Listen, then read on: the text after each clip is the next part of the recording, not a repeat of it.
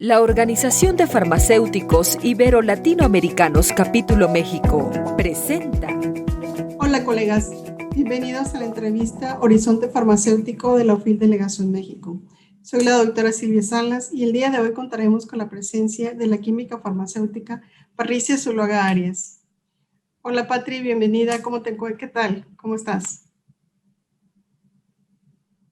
Hola Silvia, ¿cómo estás? Muy bien, gracias a Dios. Muchas gracias por esta invitación tan bonita. Estoy muy feliz de verte, siempre es un placer verte, así sea a través de las pantallas, pero gracias, muy bien estoy. Igualmente, para nosotros es un placer tenerte en este espacio y platícanos un poquito sobre tu formación académica, profesional. Ya vimos que eres muy activa en asociaciones, has ayudado a participar en la Cruz Roja. Y pues qué mejor que tú nos digas cómo ha sido toda tu trayectoria. Gracias, Silvia. Bueno, yo me gradué de química farmacéutica en el 2009, ya hace un buen ratito. Digamos que siempre estaba muy vinculada a la parte asistencial. Empecé mi trabajo en un hospital, en una unidad de cuidado intensivo, y pues ahí fueron como mis primeros pasos encontrándome con el uso racional de antibióticos, en general con el uso racional de medicamentos y un poco con la farmacovigilancia, que creo que ha sido como mi amor eterno y se ha intensificado estos años y ha sido como muy gratificante. Y después de ese trabajo, pues he tenido otras oportunidades, estuve haciendo también atención farmacéutica en una IPS aquí en Bogotá, atendiendo pacientes con patologías de alto costo, como artritis reumatoide, espondilitis anquilosante, también atendiendo niños con pues que se les estaba administrando hormona de crecimiento y esclerosis múltiple. Eran en ese momento pues medicamentos de muy alto costo, anticuerpos monoclonales, pues la hormona de crecimiento también, digamos que ha sido un medicamento pues de mucho control y de alto costo. Entonces como fue una ventana para el mundo de los medicamentos de biotecnología que me gustó muchísimo y también pues ha sido buena parte de mi experiencia. También he tenido la oportunidad de trabajar en un hospital en el cual pues pude apoyar en la implementación y la creación del servicio de farmacia clínica. En ese momento no existía y pues únicamente se hacían como cosas muy básicas.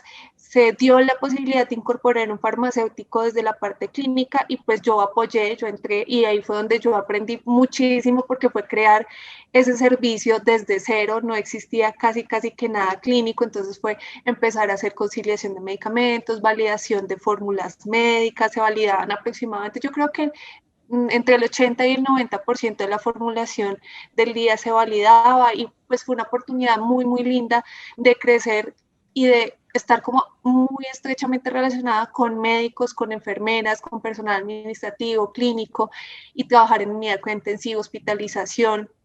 Entonces creo que fue una de las oportunidades que más me ayudó a crecer como persona y como profesional y pues digamos que tener la oportunidad de poder implementar estos servicios me dio mucha satisfacción porque fue ver crecer y hoy en día todavía tener el cariño de esas personas que amo y adoro, con las que trabajé, es muy gratificante. Incluso pues de manera anecdótica de ese hospital todavía tengo pues me hablo con un paciente que quedó como muy agradecido por la gestión que se pudo hacer desde el servicio de farmacia clínica y siempre me habla y me recuerda con mucho cariño sobre ese tiempo en el que estuvimos interactuando en el hospital. Entonces es algo muy bonito, creo que ha sido una experiencia de las más lindas que he tenido y agradezco infinitamente como la oportunidad de haber estado ahí. Después de eso, dio un salto cuántico porque fue totalmente distinto a lo que hacía y estuve un tiempo trabajando desde el otro lado de la industria farmacéutica en marketing farmacéutico. Creo que esta fue una oportunidad grandiosa, muy importante para desarrollar otro tipo de habilidades que de pronto no tenían. Nosotros como farmacéuticos siempre estamos muy acostumbrados a ser muy de alguna manera callados, muy tranquilos, y estar en el mundo del marketing fue totalmente distinto, me obligó a lanzarme, a hablar, a descubrir muchas cosas que no sabía que tenía y pues fueron 3 años prácticamente muy lindos de aprender sobre estrategia, de aprender sobre el otro lado de los medicamentos, de aprender de otras áreas porque también apoyaba el área médica en los análisis de farmacovigilancia precisamente por esa cercanía que había tenido en las instituciones de salud. Aprender muchos temas administrativos totalmente distintos que a nosotros no nos enseñan. De hecho, no sé si pasa ya en las facultades de farmacia aquí en Colombia, no es tan cercano ese tema del marketing, no se enseña fácilmente, no es como una cátedra y debería ser algo importante porque es un campo que los farmacéuticos también debemos apersonarnos, que hay profesionales maravillosos de áreas administrativas que nos enseñan mucho y nosotros también podemos aportar porque podemos ofrecer, por ejemplo, desde el punto de vista de la visita médica, una visita muy técnica y apoyarnos en nuestros compañeros de áreas administrativas que ellos tienen un conocimiento muy grande en técnicas de ventas, en estilos sociales, hasta para eso me sirvió para relacionarme con otras personas porque el aprender cómo se comporta cada persona, eso aplica en todos los ámbitos, me ha servido mucho para entender y ser más empática incluso con mis pacientes, entonces creo que fue una experiencia maravillosa. Después de esos 3 años, aprendiendo muchísimo, tomé la decisión de empezar mis estudios de maestría en farmacología y me retiré completamente de trabajar. Tuve la oportunidad maravillosa de acceder a una beca en la Universidad Nacional de Colombia para cursar mis estudios de maestría y de alguna manera acercarme a la docencia, que es otra cosa que me ha gustado muchísimo. Siempre he tenido como la vocación de enseñar, pero pues no había tenido esa oportunidad de hacerlo como tal y fue maravilloso porque tuve estudiantes muy pilos, con muchas ganas de aprender, que me enseñaron muchísimo. Yo creo que de pronto más que yo enseñarles, ellos fueron los que me enseñaron a mí, me enseñaron como traer nuevamente esa emoción de los niños, pues yo soy joven, pero ellos son mucho más jóvenes que nosotras y como que nos traen esa alegría. Yo creo que tú lo vives día a día cuando estás con tus estudiantes, eso es maravilloso. Verlos hoy en día, yo estoy en LinkedIn y muchos de ellos me han ido agregando, yo los he ido agregando y ver que los niños que yo tuve en farmacotecnia, yo tuve que recordar muchas cosas de farmacotecnia, hoy en día ya están graduados, ya están trabajando en laboratorios, en hospitales, eso me llena de orgullo y de emoción, es como se me aguan los ojos de ver los niños ya hechos unas personas grandes, profesionales, y eso ha sido creo que una experiencia increíble. Después, pues como ya alternando mis estudios de maestría y mi vida profesional, pues he tenido la oportunidad de estar mucho más enfocada en asesorías. En este momento estoy trabajando en una dirección técnica, en una clínica en la cual tenemos un programa de cannabis medicinal muy hermoso, pero también hago asesorías.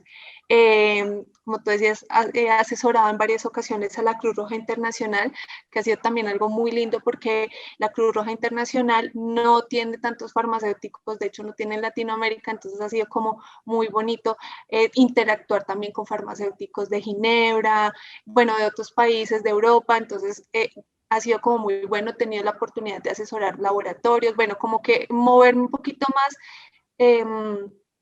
gracias a todo lo que he podido pues ver, porque realmente lo que he hecho es porque yo lo he visto, no es la verdad absoluta, pero es como yo he visto la farmacia y eso me ha parecido increíble, estar como en punto de asesorías ha sido genial. Otra cosa que he hecho y que es lo que amo, adoro, es el trabajo gremial que empecé hace más o menos 3 años, ya prácticamente 3 años, la Asociación Colombiana de Farmacovigilancia, que empecé pues por cosas del destino, dije como, ay, vamos a ver qué hace la asociación. Digamos que siempre había tenido la oportunidad como de verlos, pero no estando tan activa. Entonces se dio la oportunidad, había un puesto vacante bueno, había 3 en realidad, en la junta directiva, dije como, vamos a hacer, y ahí empezó como una serie de sucesos maravillosos. Conocí personas que ahora son grandes amigos y ha sido la oportunidad de crecer como persona, como profesional, de conocer personas maravillosas en otros países que nunca me hubiera imaginado. Gracias a eso estamos acá, te conozco a ti, en México tengo muchísimos amigos, conocer gente en España, en toda Latinoamérica, el trabajo en equipo gremial es muy valioso. Estando en la asociación, tuvimos la oportunidad, pues en ese momento se hizo ISO aquí en Colombia en el 2019. Entonces, como que se dio la oportunidad de estar en la coordinación de todo el programa académico. Fue un reto increíble, o sea, tú te imaginas, yo estaba recién llegada a la asociación y como que empezar a hacer un mundo de cosas que no tenía idea, tenía que hablar con personas de Asia, de África, de Europa, y como fue, bueno, usted mira a ver qué hace, pero este es el reto y hay que hacer. No, o sea, fue un susto terrible, tú no te imaginas, yo dije, ¿cómo yo no voy a ser capaz con todo esto? Pero pues el equipo era grandísimo, estábamos pues en la cabeza de Angelita, que la quiero con todo el corazón y tenía compañeras maravillosas, Melissa, Alejandra, Constanza, bueno, todas las personas de la asociación que también me brindaron como ese apoyo y esa guía, y de ahí ya fue como una carrera de sucesos también, empezar a trabajar con ISOP directamente, pues en los grupos de errores de medicación y de farmacogenómica, que es un grupo muy reciente, empezar a trabajar con la Asociación Mexicana de Farmacovigilancia, con las asociaciones aquí en Sudamérica de farmacovigilancia, a ver cómo hay asociaciones que se van creando, Perú, Argentina, que está en proceso. Ha sido algo muy, muy lindo. Creo que lo más valioso de toda la carrera que he tenido la oportunidad de tener, valga la redundancia, ha sido ese trabajo gremial tan hermoso, de verdad que no sabes la alegría. Creo que esto lo haría toda mi vida si pudiera, y pues la vida y Dios me da la oportunidad. También estar muy de la mano con Relaesa, que es una red que se formó de gente enamorada de la farmacovigilancia, de los factores humanos y la ergonomía, y también como de esa interacción de esos factores, de esa farmacovigilancia, errores de medicación y muchos, digamos, campos relacionados con el sector salud, que es una red que en este momento tiene personas en España, en México. En México hay muchos colegas y amigos maravillosos, en Perú, bueno, en muchos países, entonces creo que nos ha hecho crecer. Obviamente no es un trabajo fácil porque demanda muchísimo tiempo, muchísimo esfuerzo, y pues de alguna manera hay que alternarlo con el trabajo profesional, no gremial, y pues tú sabes que este trabajo gremial es por amor al arte, literal. Definitivamente sí. Nosotros que estamos metidos en este tema es porque queremos mucho algo y sobre todo queremos a nuestros pacientes. O sea, el centro de todo lo que hacemos finalmente serán nuestros pacientes, esas ganas de que el paciente se vea beneficiado, de que la seguridad del medicamento se vea como un punto central en las mesas de discusión en gobierno. Nosotros aquí con la asociación tenemos la bendición de poder hablar con gobierno, de poder hablar con Ministerio de Salud, con el INVIMA, con otras instancias y otras asociaciones, y mostrar que la farmacovigilancia es un tema central, debe estar en la agenda de todas las instituciones, de todos los gobiernos, y pues más ahora con todo el tema que se nos viene de vacunas COVID, va a ser un tema. Yo creo que la farmacovigilancia va a ser una ciencia que va a empezar a crecer ya desde los años 60 que apareció, ha tenido muchísima importancia, pero creo que esta es la oportunidad para que la farmacovigilancia, la seguridad en el uso de medicamentos se vea como algo demasiado, demasiado importante, y no como el requisito regulatorio que hay que cumplir, que es de pronto el papel que por falta de conocimiento, por falta de entendimiento de la importancia, pues ha tenido hasta ahora, pero creo que pues viene muchísimo en camino. Pues aquí, eso es como un resumen súper rápido. Lo bueno que es un resumen, ahorita ya me saltaron una serie de ideas de cada una de las etapas, y sobre todo en el caso de los inmunológicos. El control, tú lo acabas de decir, son caros, de alto costo, y yo creo que en muchos países nos cuesta, ¿no?, llevar ese seguimiento, y sobre todo a los pacientes. Yo me manejo un poquito a esos tipos de pacientes, y igual te hablan, ¿no? Y el problema de que sienten que no les funciona el tipo de patologías de esos inmunológicos, los que son las artritis reumatoide, todo ese tipo de que les impide, ¿no?, obviamente hacer sus actividades diarias, y que son muy dolorosas. En ese aspecto, ¿cómo manejaban ustedes para darle ese seguimiento? Y sobre todo, ¿sabes qué? Que me gustaría aprovechar de tu experiencia, en el caso de que lo manejan a veces mucho como falla terapéutica, porque obviamente el tiempo de vida o los cambios o la sintomatología o patologías de los pacientes pues varía definitivamente. Sí, tienes toda la razón. El mundo de los biológicos es todo un tema y cada paciente es un universo. Sí, obviamente que se presentan, por ejemplo, en el caso de fallas terapéuticas, algunos casos, y digamos que cada paciente hay que tomarlo de manera particular, pues estas enfermedades de tipo inmune tienen muchísimos mecanismos compensatorios, entonces decir de una, no, este paciente fue una falla terapéutica, bueno, fue una falla terapéutica, ¿por qué? Por el medicamento, por la misma condición del paciente, hay problemas de adherencia, en estos medicamentos hay muchísimos problemas de adherencia a los pacientes porque, digamos, donde yo trabajaba, los pacientes tenían que ir hasta el centro de administración y allá se les ponía el medicamento y, por ejemplo, si era un rituximab, pues la persona tenía que disponer de todo el día completo o había medicamentos que decían, no, pues es que eso es una inyección subcutánea, yo que voy a ir 15 minutos y perder 2, 3 horas de trabajo, entonces no iban. Entonces también esos factores contribuyen. Entonces, ¿cómo lo hacíamos? Nosotros hacíamos un análisis con el equipo, nosotros éramos un equipo conformado por médicos, por enfermeras, jefes especializadas en ese campo y varios químicos farmacéuticos de diferentes sedes. Entonces, como los casos muy particulares se analizaban muy bien antes de decir si era un fallo terapéutico y obviamente el médico tratante tenía un papel principal. Entonces, ¿qué era lo bonito de esta IPS donde yo trabajaba? Que teníamos mucha comunicación con todos los actores relacionados con el medicamento.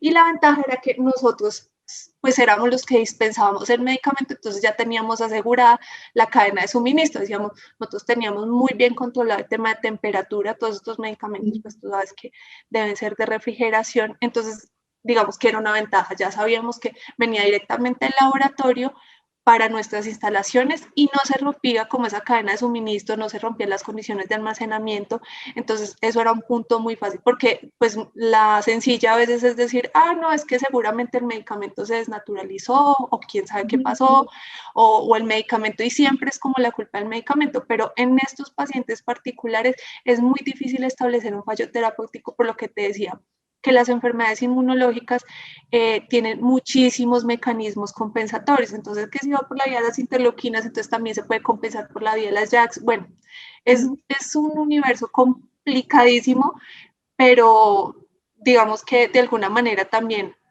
el papel de nosotros era estimular la adherencia, o sea, lo que podemos controlar, ¿qué podemos controlar del paciente? La adherencia, el compromiso. También en esos pacientes tú sabes que el componente emocional es muy importante, entonces claramente está establecido que el estado de ánimo puede influir sobre cómo se comporta el sistema inmune, no, eso no es un secreto. Activar la cascada del cortisol hace que muchas enfermedades se exacerben y en los pacientes que tienen enfermedades inmunológicas el componente emocional es muy importante. Entonces también era como nuestro papel. Yo tenía muchos pacientes que iban a la consulta únicamente para que alguien los escuchara, que los escuchara la enfermera, que los escuchara el médico o que yo los escuchara. Y a veces decía como, pues si me ponen o no el medicamento, eso es secundario, yo vengo porque acá encuentro personas y encuentro con quién hablar y eso era tan bonito, yo creo que nosotros como farmacéuticos tenemos un deber muy grande con nuestros pacientes y es siempre conservar esa sensibilidad. Cuando nosotros nos acordamos que ellos son personas, que ellos al igual que nosotros tienen miedos, que ellos al igual que nosotros tienen inseguridades, nos podemos poner más fácil en su papel y entender por qué no se quiere poner el medicamento. Hay personas que están tan desilusionadas de la vida o tan tristes que dicen, pues a mí realmente esto no me interesa, pero con solo escucharlo después dice, mire que ya me siento mejor, que a mí no me pongo el medicamento. Entonces yo creo que era una labor muy linda, compleja, pero muy gratificante.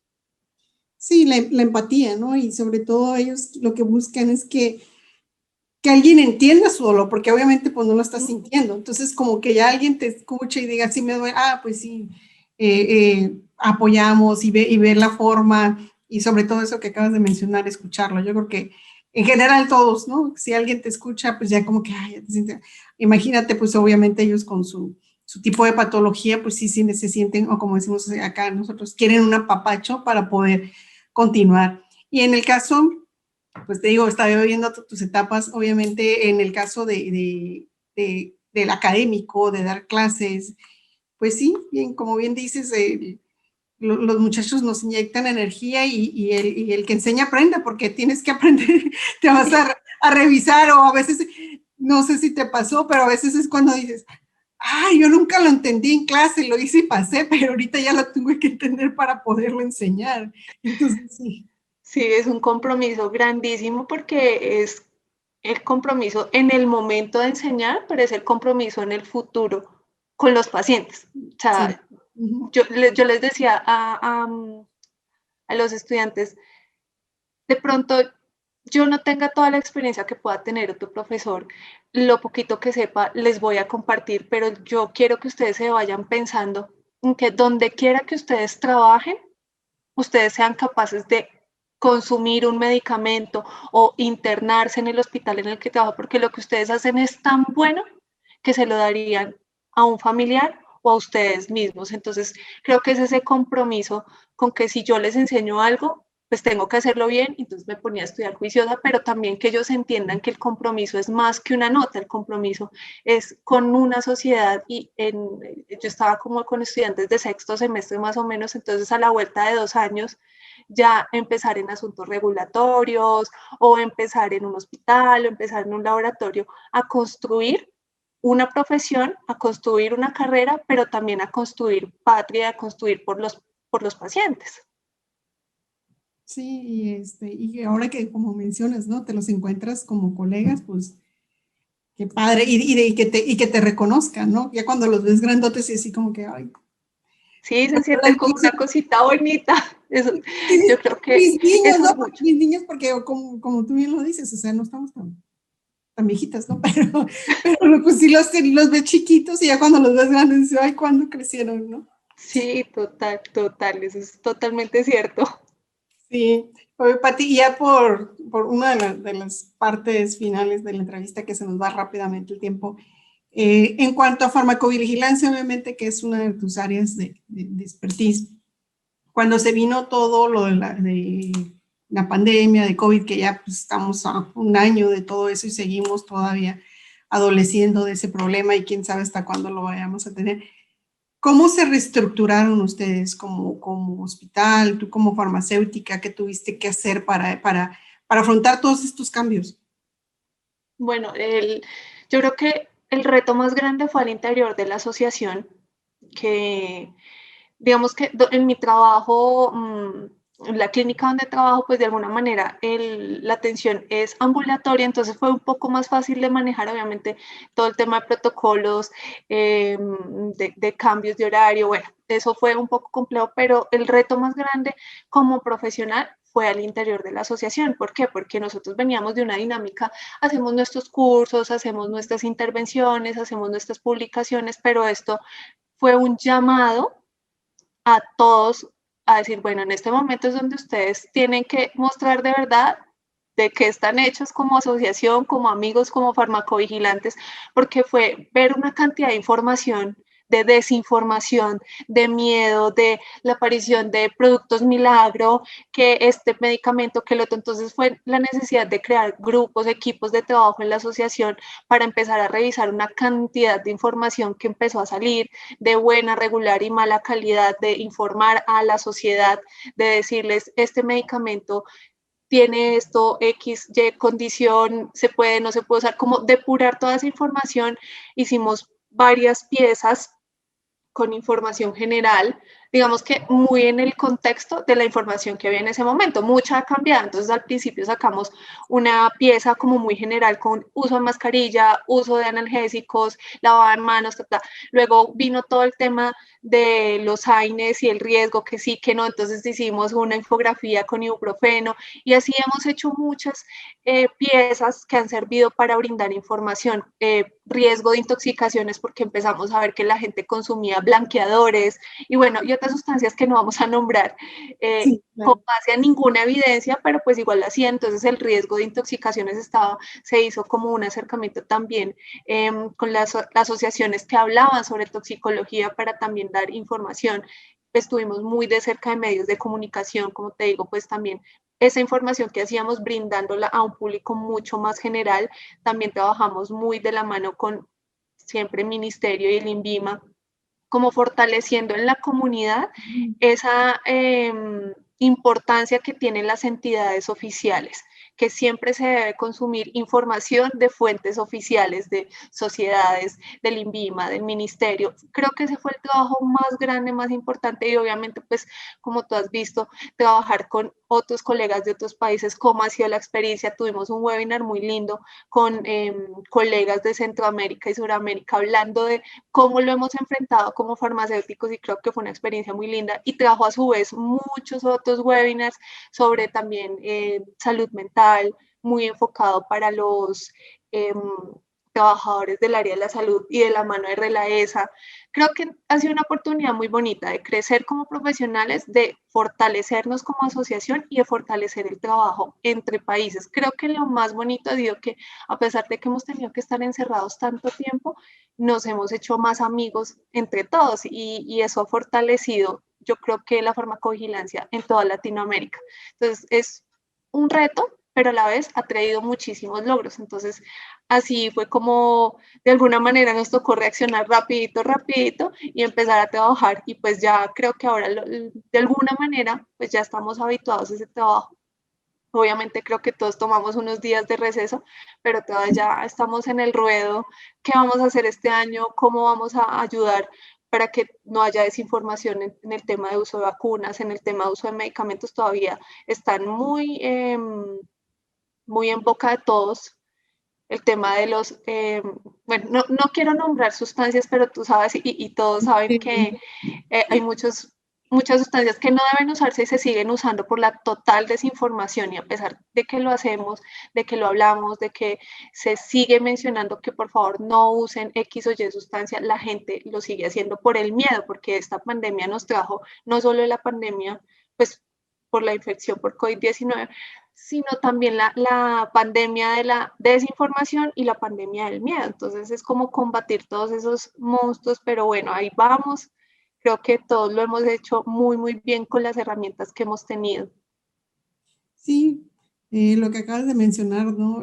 Ha sido un trabajo muy arduo en todos los países, y esa unión que se ha dado y que lo que nos ha permitido, como tú lo acabas de mencionar, estar aquí, el conocernos, porque obviamente yo te conocía así, viendo tus pláticas, tus webinars, y sobre todo cómo se ha fortalecido tanto la comunicación como los lazos de darte información, ¿no? Ahorita, aparte de lo que viene la vacuna, yo creo que nos ha pasado, no sé si a ustedes les ha pasado, desabasto de muchos medicamentos de analgesia, y pues ahí anda uno buscando, y afortunadamente yo platiqué ahí con unos colegas de Colombia y digo, bueno, nosotros hicimos un cambio, por ejemplo, por el midazolam por tal o medicamento, porque pues el desabasto ha sido enorme, y pues tienes que buscar alguna alternativa, ¿no? Entonces también eso pues yo creo que nos ha ayudado, y como le llamamos, el desprendimiento, ¿no? Porque a lo mejor antes estábamos tan metidos y esto es mío nada más, y ahorita como que se ocupa, es para el paciente, es por la seguridad, ¿en qué te puedo apoyar? Yo creo que ha sido, como decimos por acá los mexicanos, muy padre, y esperemos que sigamos fortaleciendo esos lazos y esa información, sobre todo para la seguridad del paciente. Pati, ¿alguna última recomendación, algún consejo, algo que nos puedas emitir y decir a todos los que van a estar viendo tu entrevista?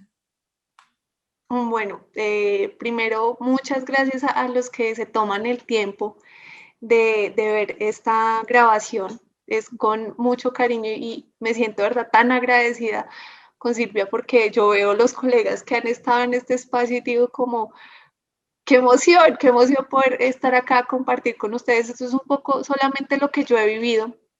Yo soy súper emocional, entonces como yo siempre he dicho que hacer las cosas con amor trae sus resultados. Es más que consejo, es como mi manera de ver la farmacia. La química farmacéutica es mi gran amor. La farmacovigilancia ha sido una oportunidad maravillosa de desarrollarme como profesional, pero en lo que cada uno quiera desarrollarse, que lo haga con tanto amor, que que se les note pues como ese gusto. Sí, o sea, no sé, yo soy súper emocional, entonces yo como que siempre he dicho, si uno hace las cosas con amor, el resto viene por añadidura. Siempre tener en mente a los pacientes y recordemos que nosotros somos pacientes, nuestra familia es paciente, entonces hagamos las cosas de tal manera que siempre, digamos, pues si tengo que atender o si tengo que llevar a una persona de mi familia va a estar totalmente tranquilo y eso se va a retribuir. Los pacientes retribuyen el amor que uno le pone a su trabajo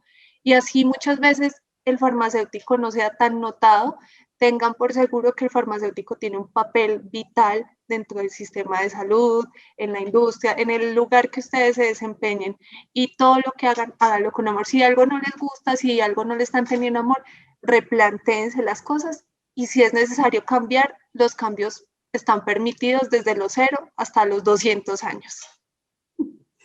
Muy buen comentario. Y es verdad, ¿no? La pasión de todo, la seguridad del paciente, la empatía, que son nuestra familia y somos nosotros. Pues, Pati, fue un agrado, un placer platicar contigo. A nombre de la OFIL Delegación México, pues te agradecemos este espacio. Y a todos los que nos vayan a ver, pues esperamos contar con su participación. Si quieren algunas preguntas, comentarios, dejarlos ahí. Obviamente, Pati está bien puesta a contestar. Hay que aprovechar a todos nuestros ponentes ahí y obviamente a aprovechar, vuelvo a reiterar, ¿no? Toda su sabiduría o su expertise. Me despido, yo soy la doctora Silvia Salas y farmacéutico forever es lo que estamos poniendo. Y un abrazo. Hasta luego, Pati. Un abrazo, Silvia, muchas gracias. Bye. OFIL Capítulo México. Conociendo el trabajo del farmacéutico. Gracias por seguirnos.